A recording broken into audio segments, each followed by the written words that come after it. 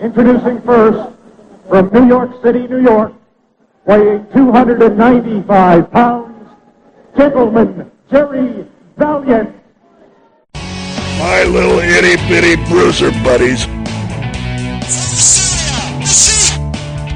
United States heavyweight champion, Lawson, Brazil.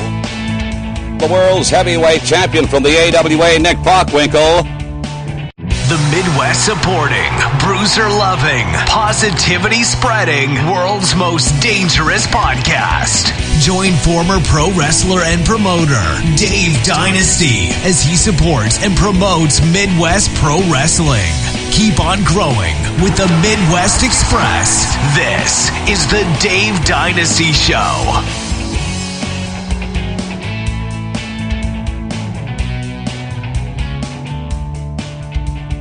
Greetings, diehards, and welcome to the Dave Dynasty Show. I am your host, Dave Dynasty. That's right, I called you diehards. If you remember, recently on Twitter, we had a poll to figure out what exactly we would call fans of the Dave Dynasty Show and fans of me.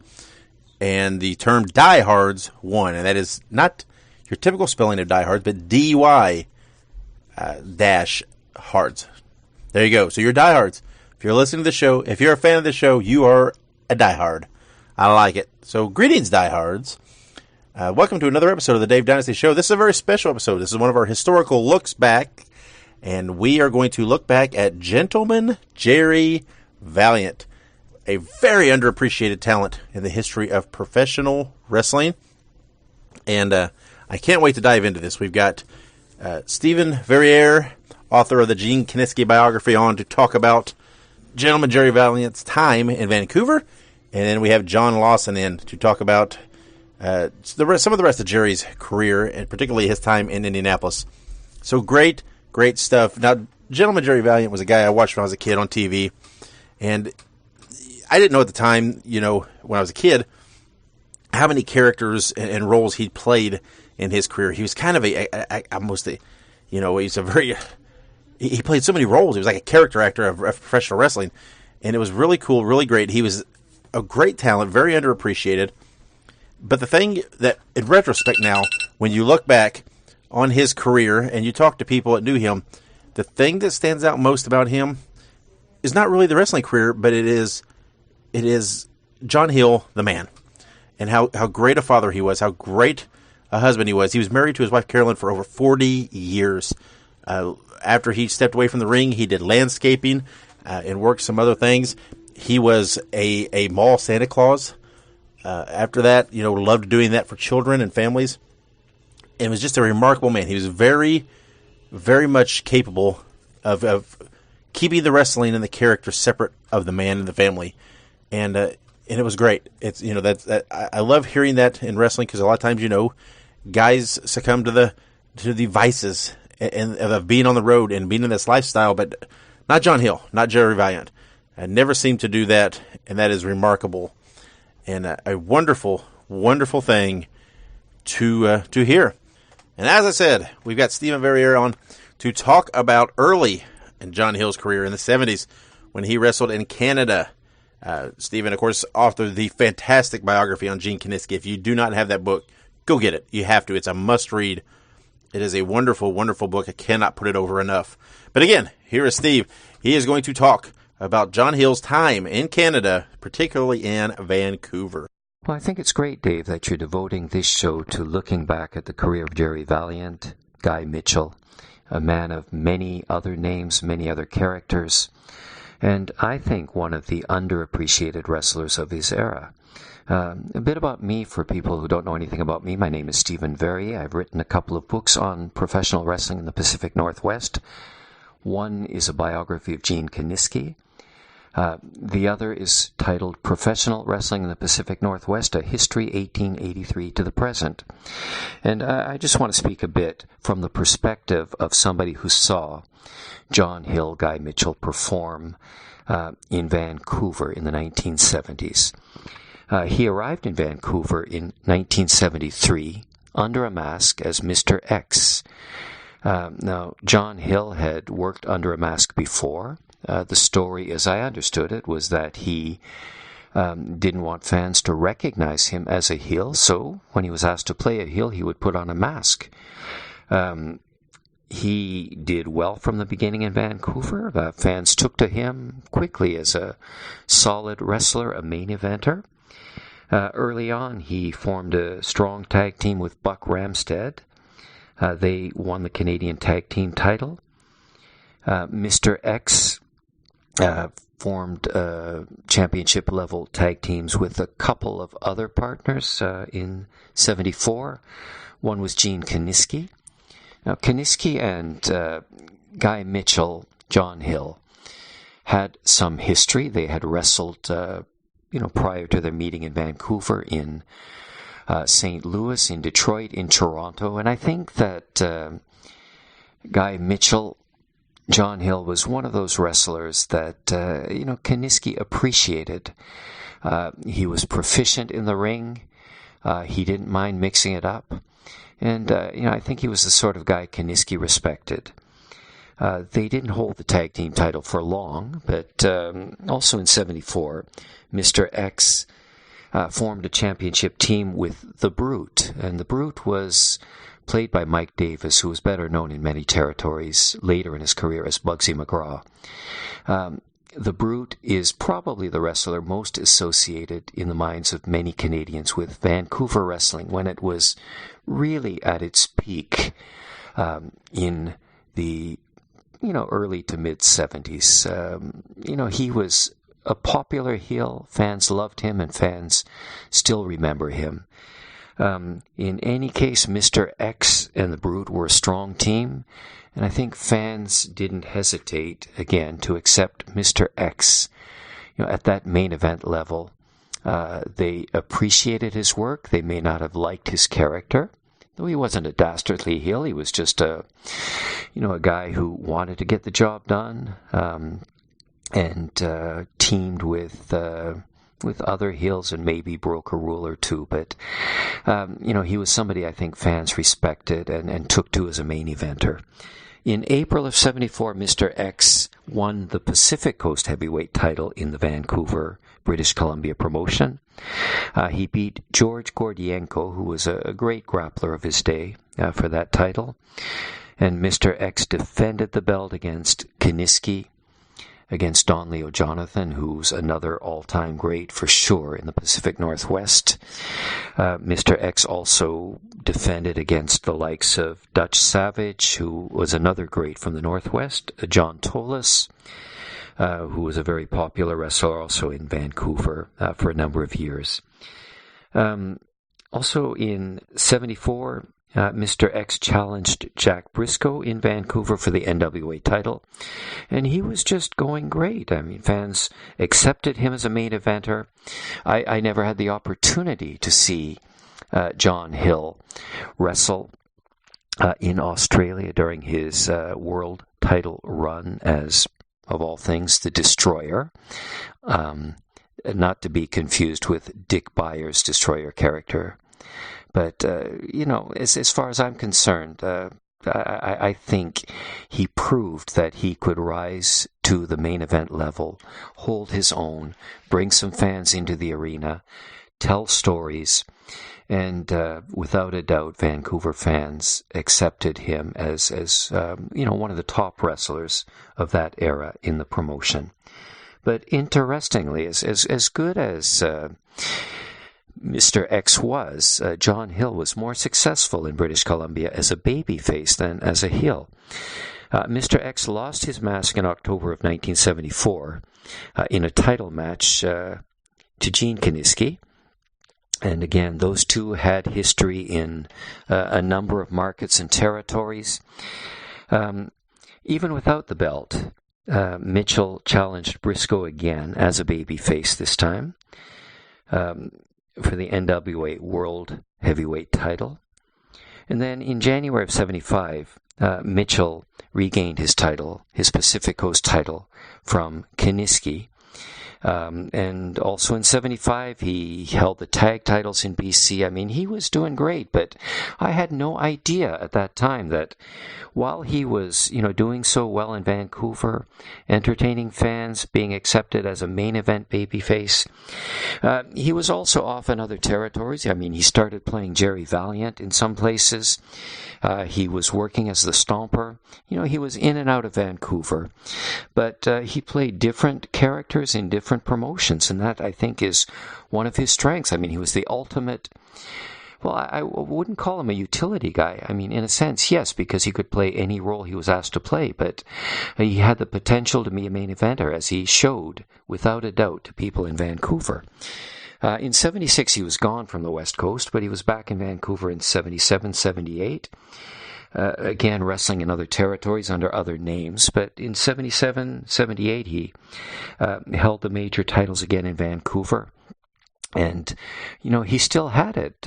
He was, I think, in his late 30s at that time, but fans still took him seriously. The promotion was not quite what it had been. Ownership had partly changed hands. Sander Kovacs had sold his share to Al Tomko. Kiniski and Don Owen remained as partners. But, there was a slight change in the ownership in Vancouver in the late 70s.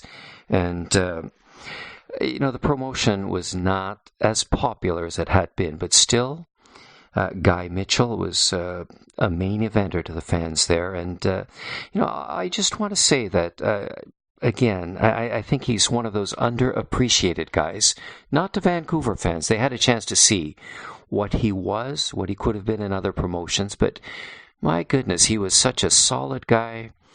I think his career was a great, great career. I don't know whether he reached his peak in terms of ring ability in Vancouver, but I think that's where he established himself as somebody who was just a great regional champion, a guy who could do it as a heel or as a babyface. And, I'm just glad that I've had a little opportunity here to speak maybe on behalf of other fans of All-Star Wrestling, the Vancouver promotion in the 1970s. I mean, a lot of us look back and we certainly owe a debt of gratitude to John Hill, Guy Mitchell, for what he, contributed, in some cases to our childhoods, to what we, as wrestling fans could really enjoy, back in the day. I certainly saw Jerry Valiant wrestle in later years. He was probably a little old for the role of a Valiant brother. I mean, considered, what those guys were supposed to be. I mean, the bleached blonde ladies' men sort of characters, but he was still, solid, and my goodness, he had an excellent career. I know what he meant to people in the Northwest, to people in the Midwest, and I think that, John Hill, Guy Mitchell is somebody that a lot of fans remember very fondly, and so glad that Dave, that you are, devoting this show to looking back on his career, and I'm glad I could say a few words to speak for fans in Vancouver back in the 70s.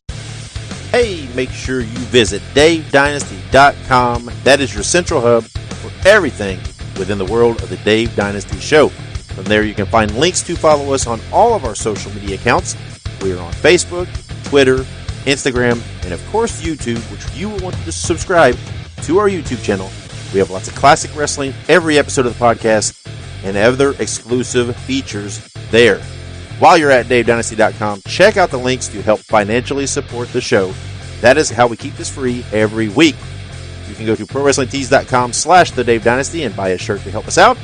PayPal.me/The Dave Dynasty to make a one-time financial contribution.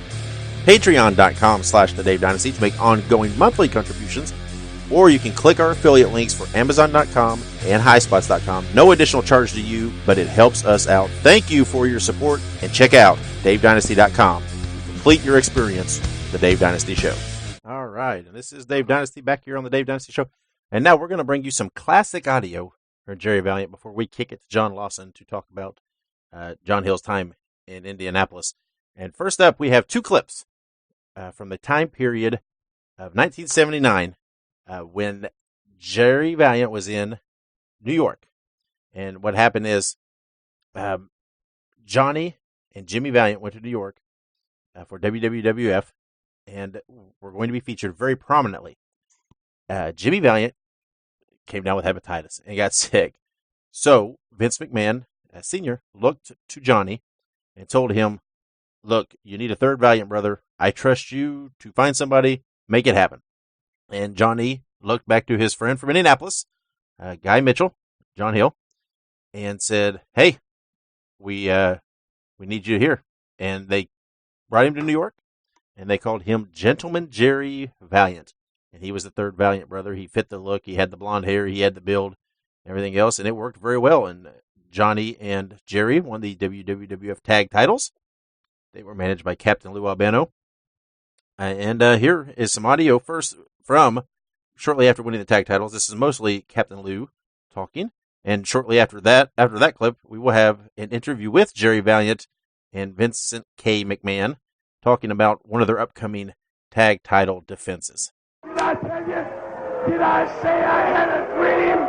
Did I tell you for the first time in history, manager Lou Albano would have 8 World Tag Team Champions? Never been done before. I've come down right here before millions, thousands of people are proved that truly the Valiant brothers are the Worldwide Wrestling Federation heavyweight champions, and rightfully so. As you know, I stood up here, McMahon, before you.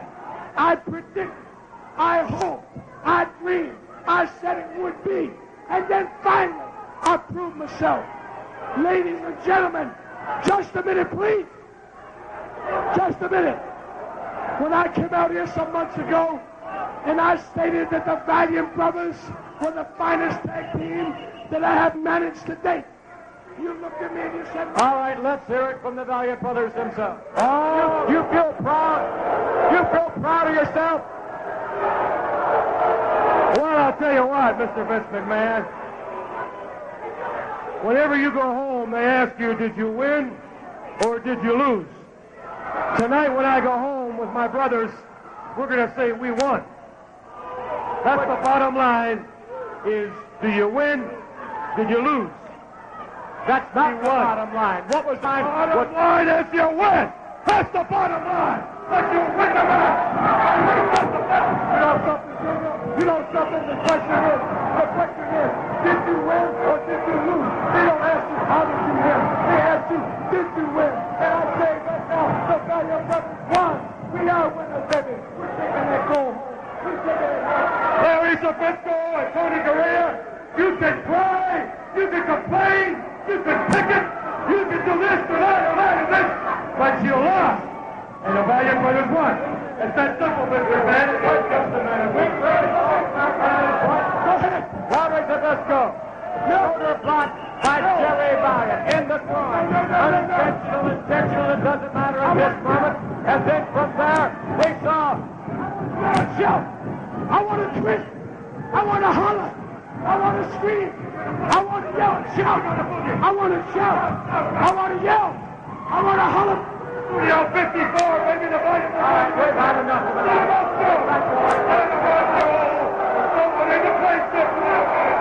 The Valiant brothers, victorious.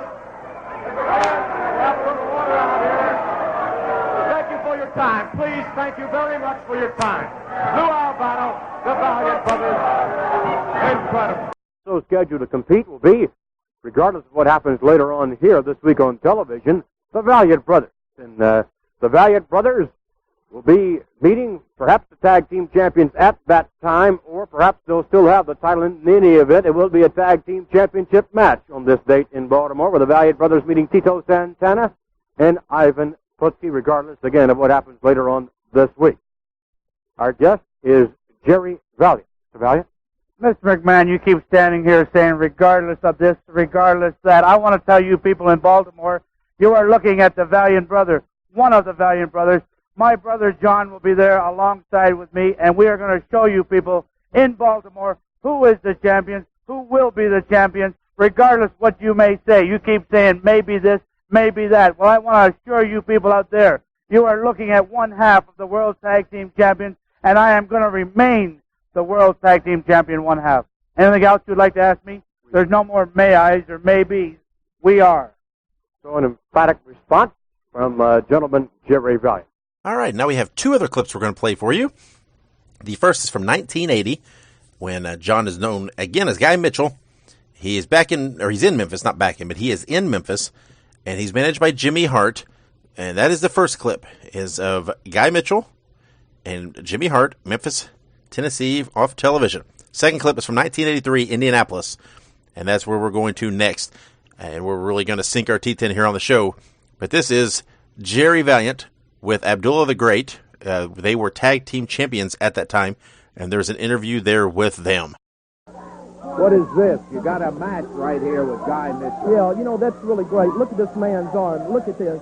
I was watching that film a while ago, and I saw this man. What a champion he really is. He deliberately threw this man over the top rope. We had to take him to the doctor last night. He's got a fractured, dislocated shoulder, man. Look, he got the disqualification. What I would like to say is what kind of a champion is this man? I had this man defeated. I had him beat. I had him humiliated. And the only way he could save face was to do something like this. Now, if I was your champion, I would not stoop to tactics such as this. I would step into the ring if Robinson has got the guts and wrestle like a man, not to throw. I want to tell you, you can do anything you want. Get in the ring with it else. Come on. Just get in the ring. I would like to tell you one thing. You big jealous face coward. Champion when I had you defeated. The people saw right here on TV I had you defeated. And the only way that you could save face, the only way to get the ring. He's got a hurt arm, man. Look at it. All right. Come on, Jimmy. Get him out there. Get him. Look at his arm. Look at that. Come on. Come on. Jimmy, get him out of here. Come on, Paul. Break him up. There's your champion. There's your champion. Get him out. Come on. Look at him. He's in the man with a hard arm. What a champion he is.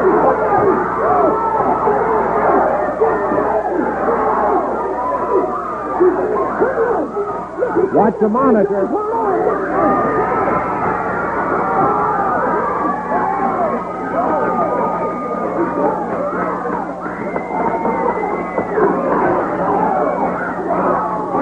Robinson and Mitchell. Mitchell came out here with a sling on his arm. We were scheduled to have Guy Mitchell and Billy Robinson.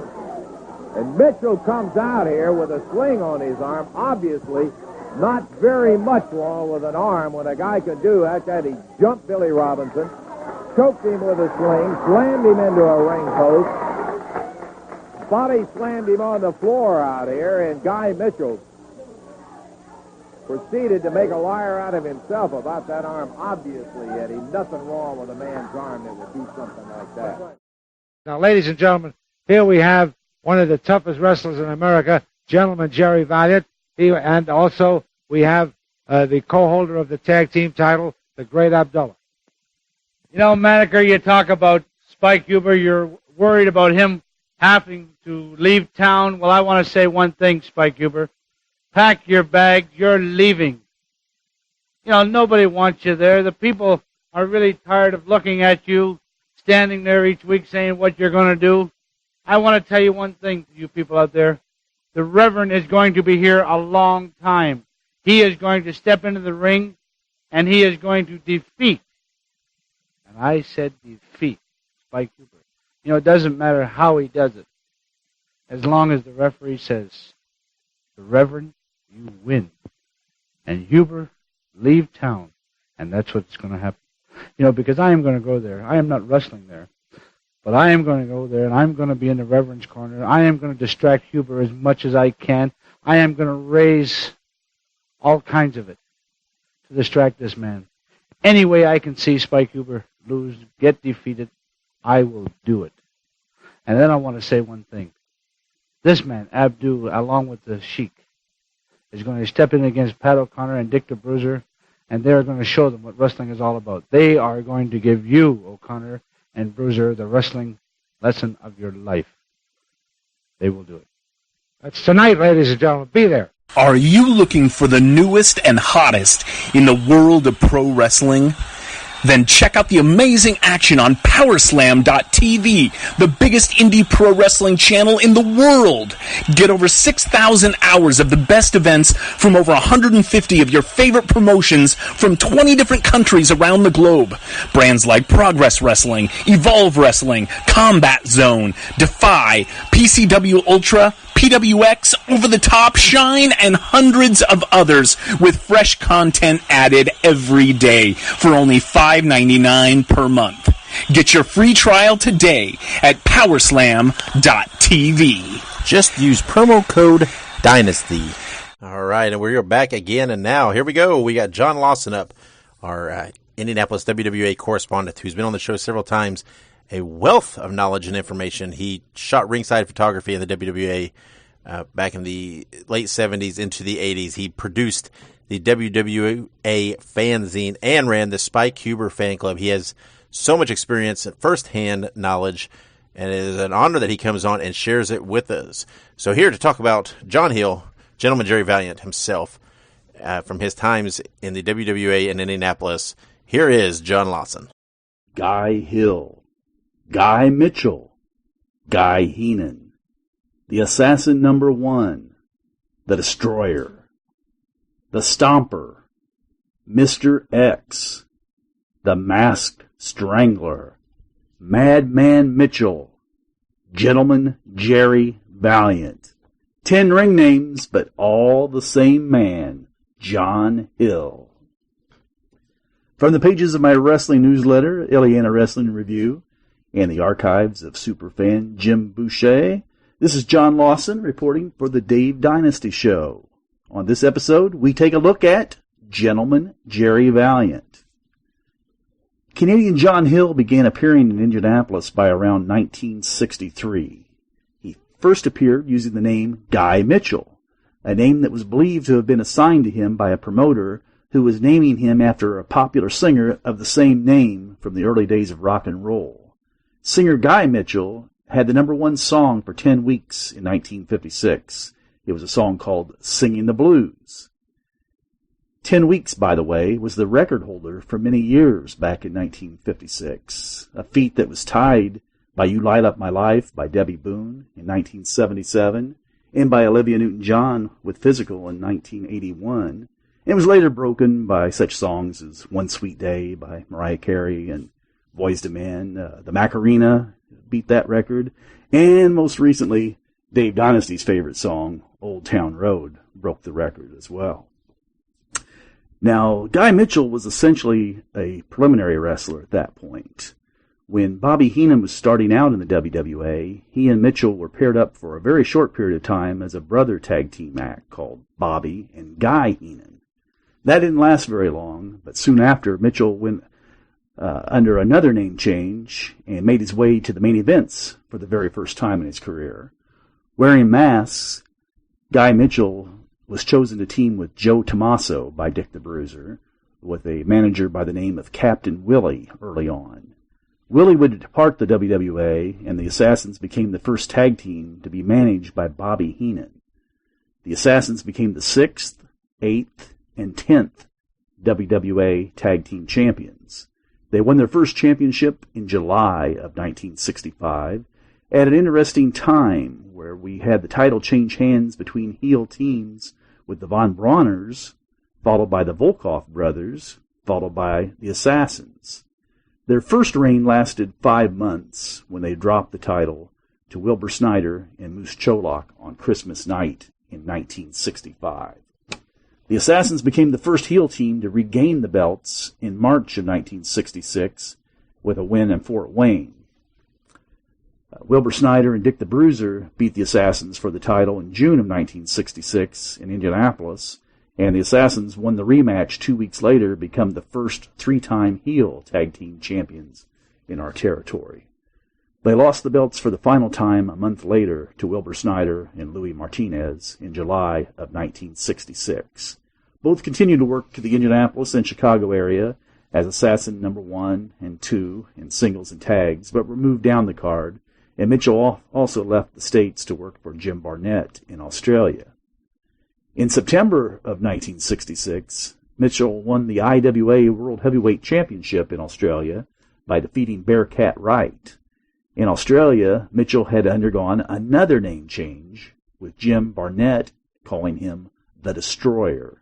The title reign was short, and he was soon back in the Midwest, appearing as Guy Mitchell or as Assassin number 1.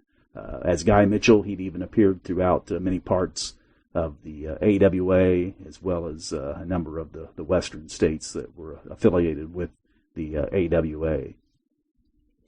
Mitchell frequently returned to his native country of Canada to work in the Toronto territory, as well as in Western Canada for Gene Kiniski's promotions, where he won several championships, usually with a mask, such as using the name of Mr. X. My research found that he started appearing as the Stomper back in January of 1969 in Detroit for Sheik Ed Farhat. I don't believe he wore a hood as the Stomper at any point, but he apparently wrestled as both a heel and a baby face in that territory before settling into becoming one of the baby faces near the top of the card, and also becoming a tag team champion in Detroit with the tag team partner Ben Justice. Wikipedia indicates that Mitchell was given the name the Stomper by Dick the Bruiser. I cannot determine when or where he was given that name, but I really believe that Guy Mitchell was given the name the Stomper by the Sheik and not the Bruiser for two primary reasons.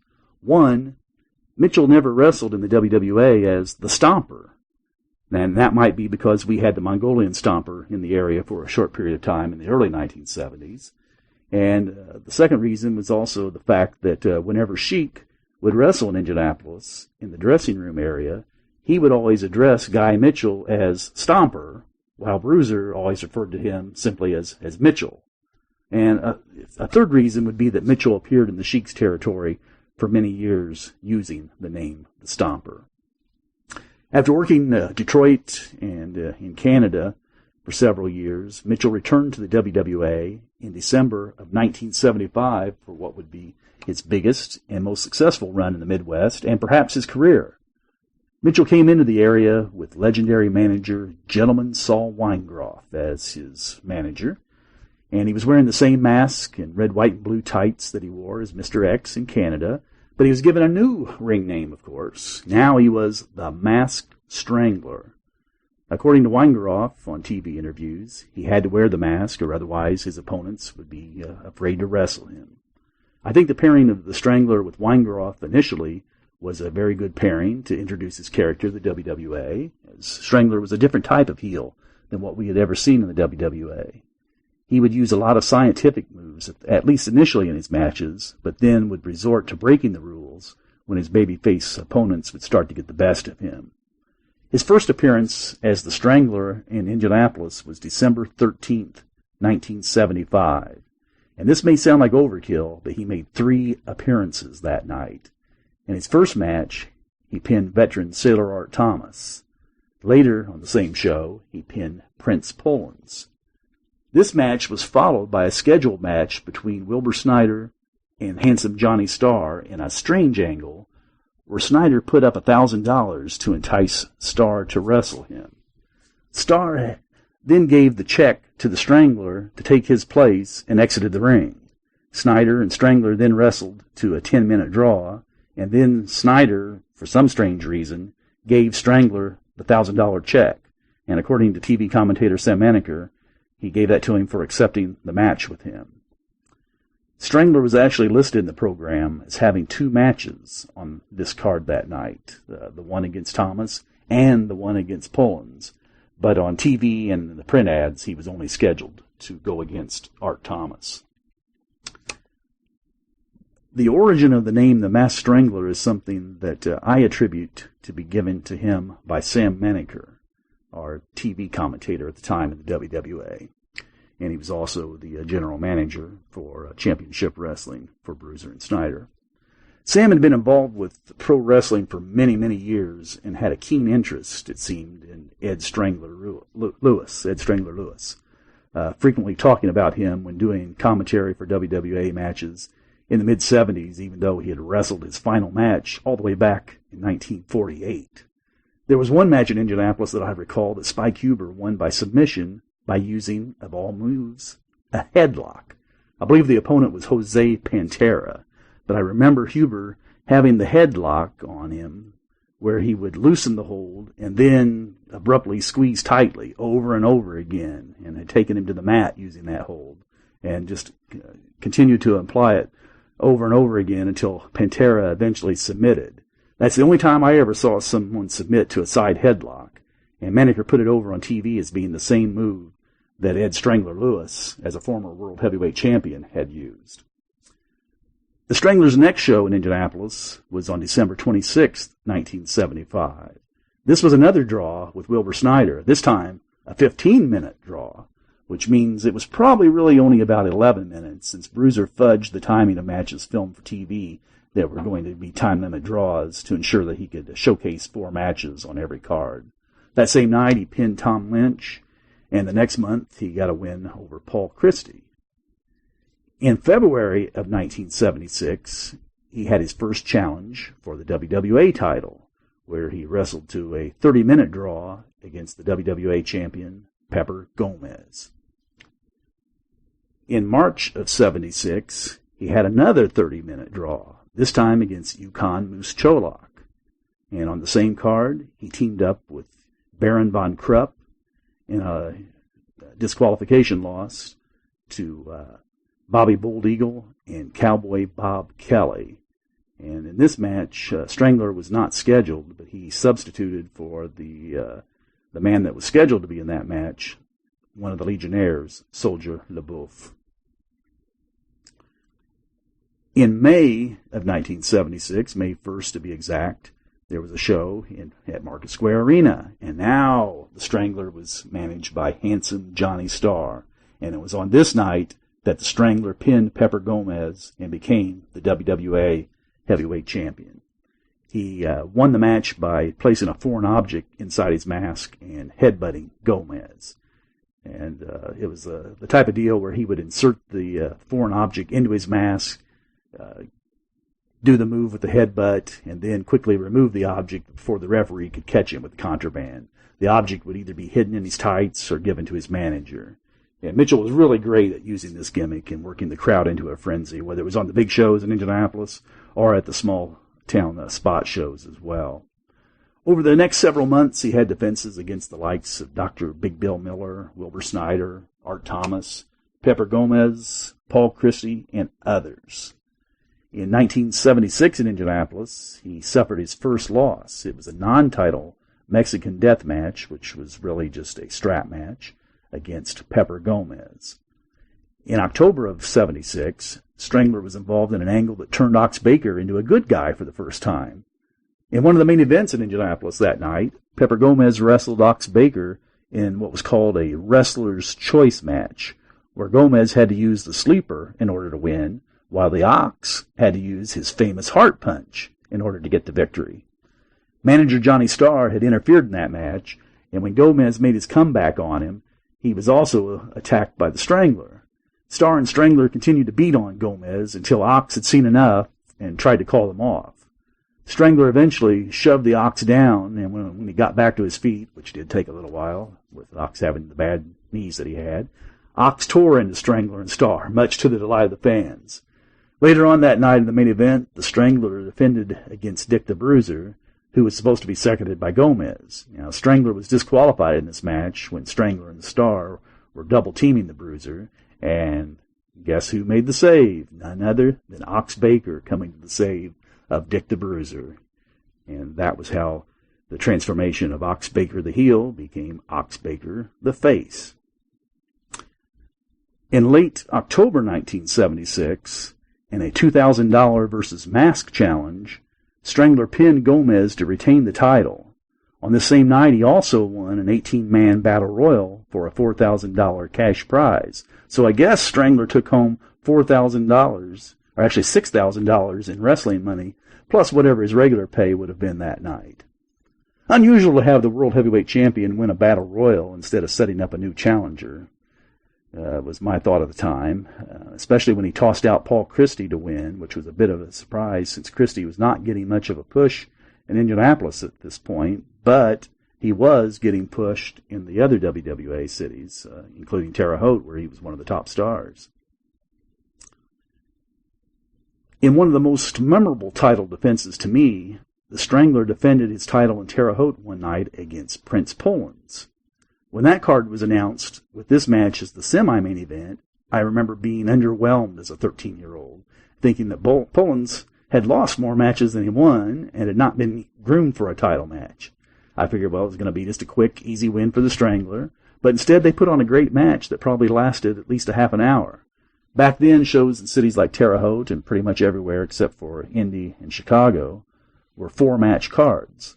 Pollens got in a lot of offense on that match and had the crowd believing he could actually take the title, even though championships never changed hands here. In fact, I don't think Terre Haute ever saw a title change until 1992 in the WWF, if you don't count Stormy Granzik's Phantom title win in Terre Haute.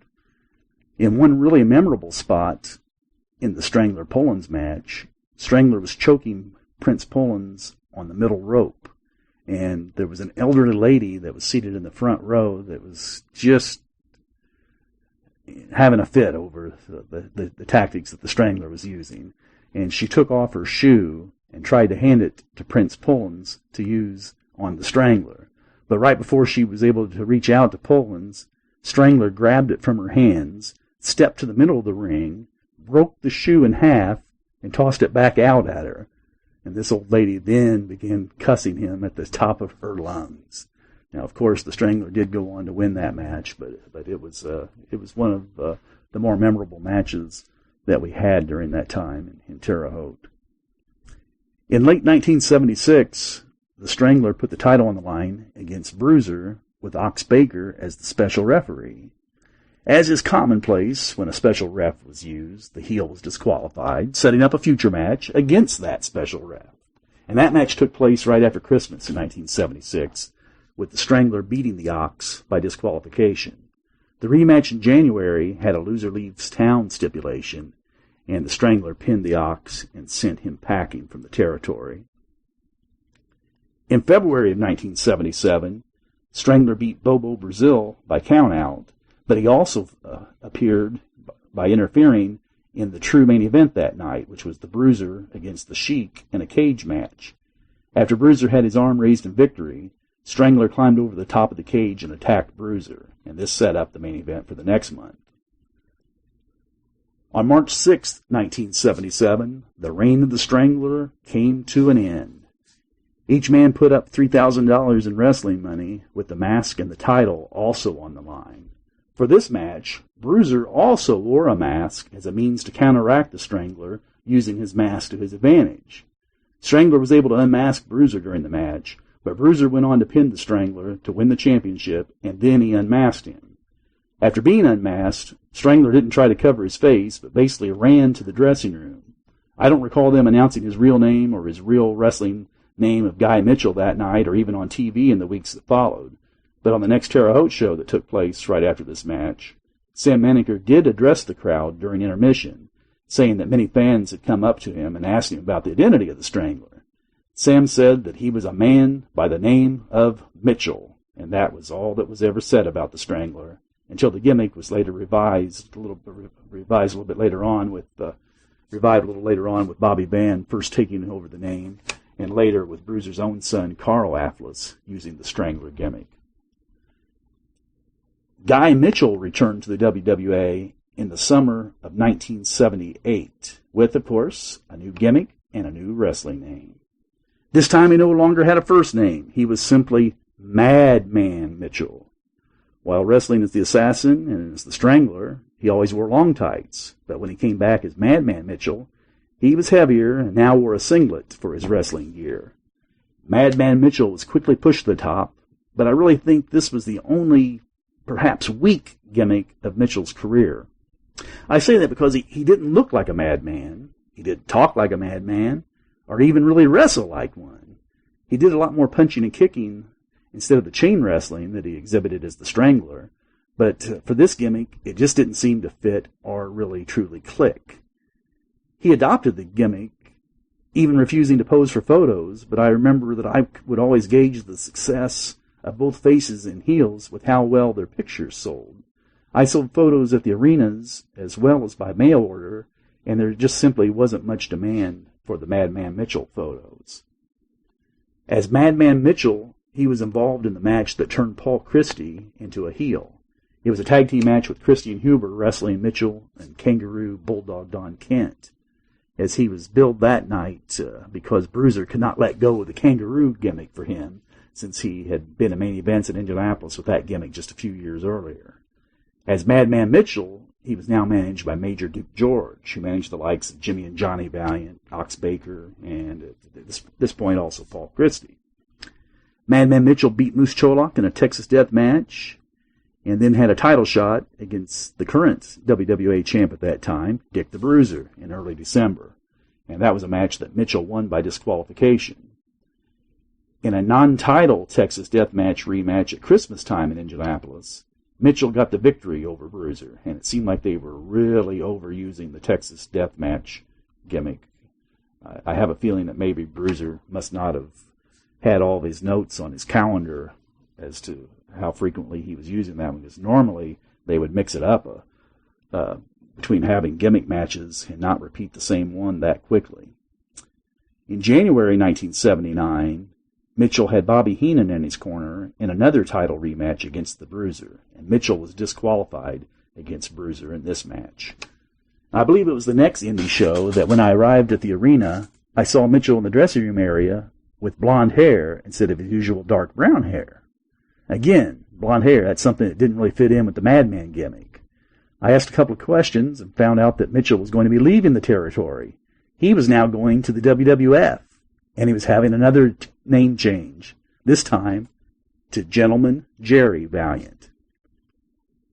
The reason for this is that the original Valiant brothers, Handsome Jimmy and Luscious Johnny, had returned to the WWF, but as they were getting started with their TV tapings, Jimmy became sick with hepatitis and was unable to wrestle. Vince Sr. didn't want to deviate from his plans of having the Valiant brothers become his tag team champions once again.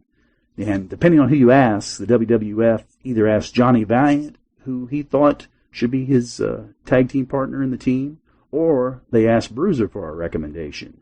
Either way, the calling went to Madman Mitchell, and the third, but oldest Valiant brother, Gentleman Jerry, made his debut in the WWF, and they were soon the tag team champions with a win over Tony Gurria and Larry Zbyszko, right on schedule in early March 1979.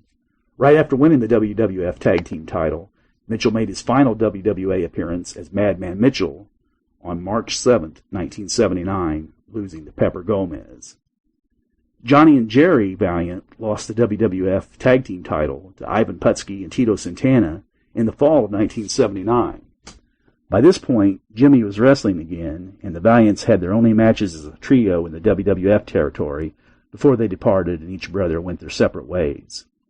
Mitchell returned to the WWA in January of 1980, still with the blonde hair, and now using the name Gentleman Jerry Valiant, and now back to wearing long tights, as he'd lost the weight that had required him to wear the singlet. He was wearing a gold jacket that I think he had acquired from Luscious Johnny Valiant, and he was immediately placed in the main event on his first night back in the territory as Gentleman Jerry Valiant, teaming with Golden Boy Paul Christie and getting disqualified when challenging for the WWA Tag Team Championship that was held by Dick the Bruiser and Spike Huber at that time.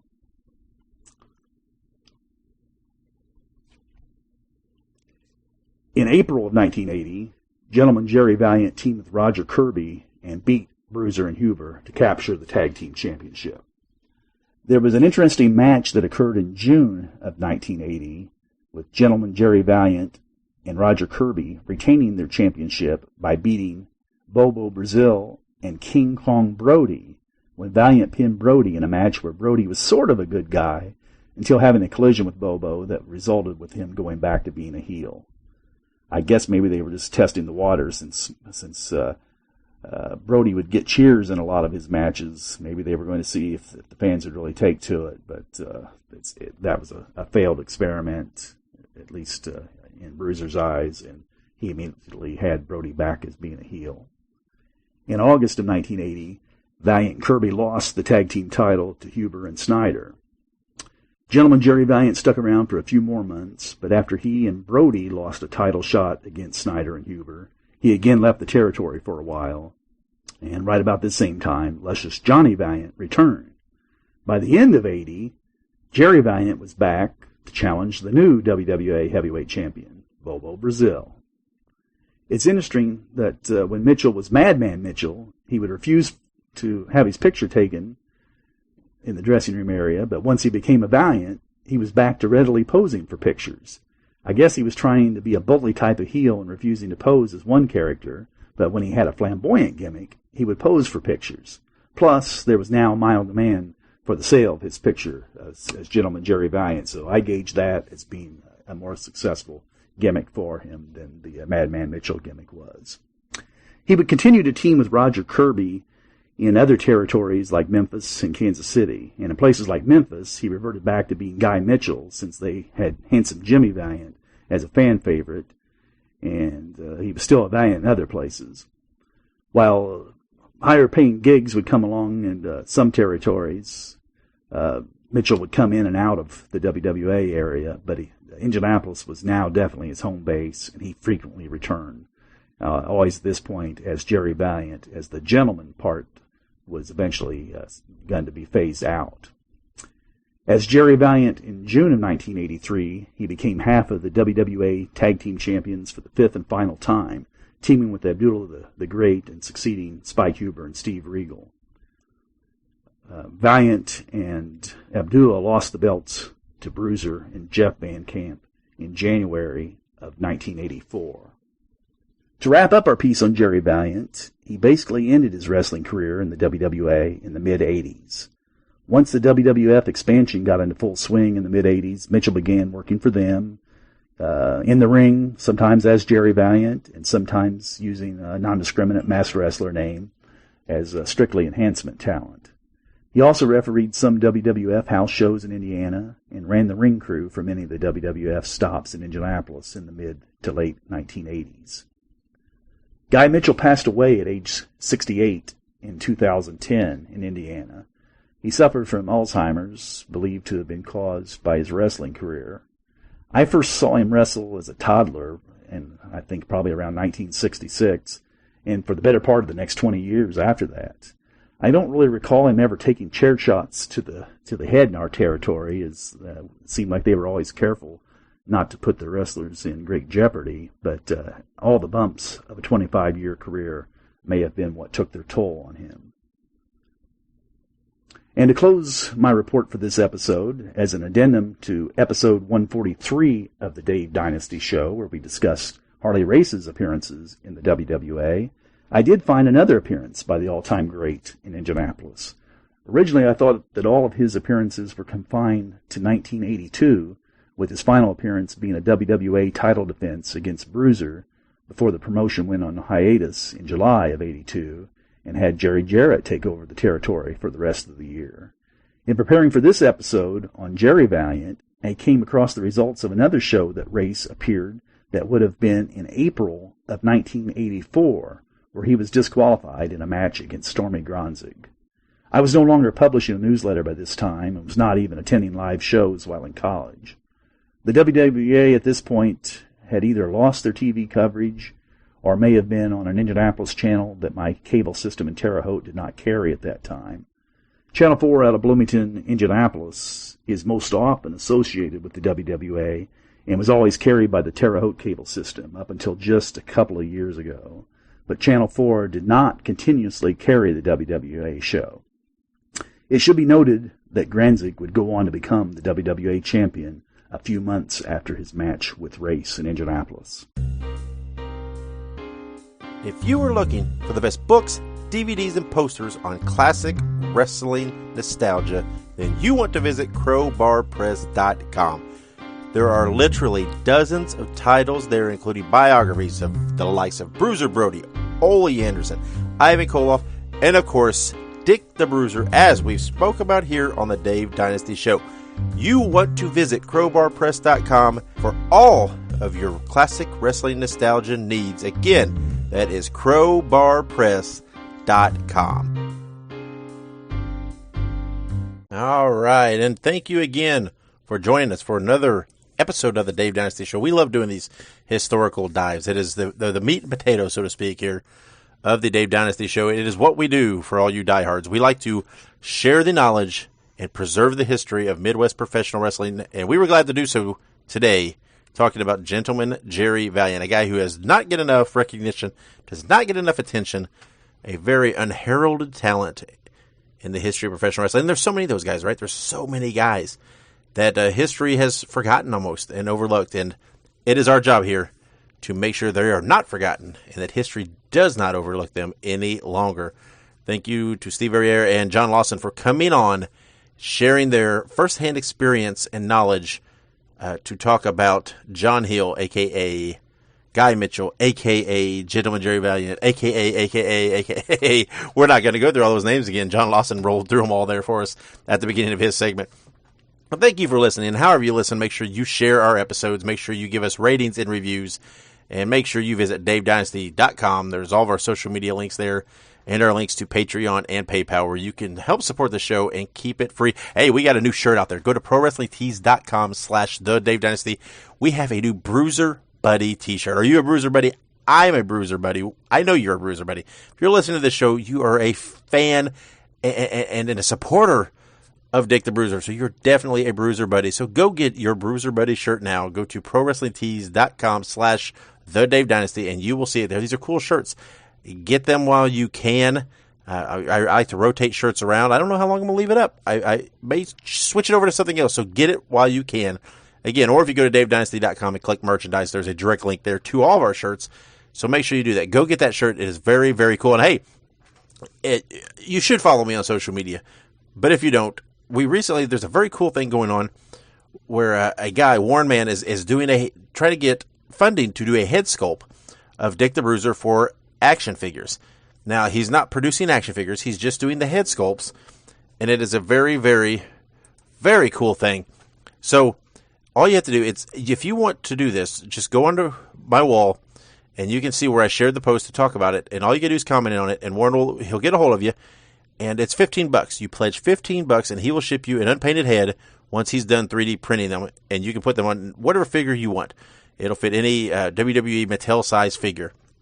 It's a very, very cool thing. And I highly urge you to do it. He's got some other guys he's wanting to get funded too. So check his page out and see what he's got there. We want to get this thing funded because I want to have a custom-made Dick the Bruiser figure done. And if he can get these heads sculpted and molded and printed, it's going to be spectacular. I can't wait. So go check that out. And hey, while you're at it, check out our buddies over at Four Corners Cards. They are producing trading cards of independent wrestling. They sent me a set of these, and these are awesome, right? I was a huge trading card guy back in the day. I still am a huge collector of baseball cards and wrestling cards when I was a kid. And these cards are awesome. They're trading cards of independent wrestlers. There's lots of known names, lots of guys that you'll discover. They're very high quality, very well produced. A lot of nostalgia factor in them. I cannot recommend them enough. So go check them out. You can visit them at fourcornerscards.com, and that is 4 like the number 4, cornerscards.com. Check them out and get yourself some cards, right? The official trading cards of independent wrestling. These are awesome. I can't recommend them enough. Again, Stephen Verrier has a great book out there on Gene Kiniski. Go check it out. It's available on Amazon and all other outlets. Can't recommend that enough. I like plugging stuff on here that we like. So that's it. We're going to get out of here. Next week we have another great show. We have 2 guests. We have Michael Osiris and Mitchell Taylor, 2 Midwest area guys. They're under the radar. You may not have heard of them, but you will soon, and you should. So we're going to let them talk, tell their stories, and get their word out there. And the week after that, we're very excited about this interview. The week after, we have the Ohio Valley Wrestling Heavyweight Champion, the Trinidad Titan, Justin Smoove. Now, I do have to give a disclaimer here. We've already recorded this interview with him, and as of the time right now that I'm recording this, it is Wednesday, September 11th, and Justin Smooth has a big title defense tonight against Corey Storm. So when we recorded, he was the champion. When we release it, who knows? Who knows if he will be or not, but it was a great interview. Check that out in 2 weeks. So again, visit DaveDynasty.com to complete your experience with the Dave Dynasty Show. Thank you for joining us, my diehards everywhere. And until next week, and wherever you go and whatever you do, be good, be safe, and keep on growing. OVWWrestlingNetwork.com. It's only $4.99 a month. In between excitement, me too. OVWWrestlingNetwork.com is only $4.99 a month. Want a real value? OVWWrestlingNetwork.com. It's only $4.99. That's a price so low. Well, it's insane.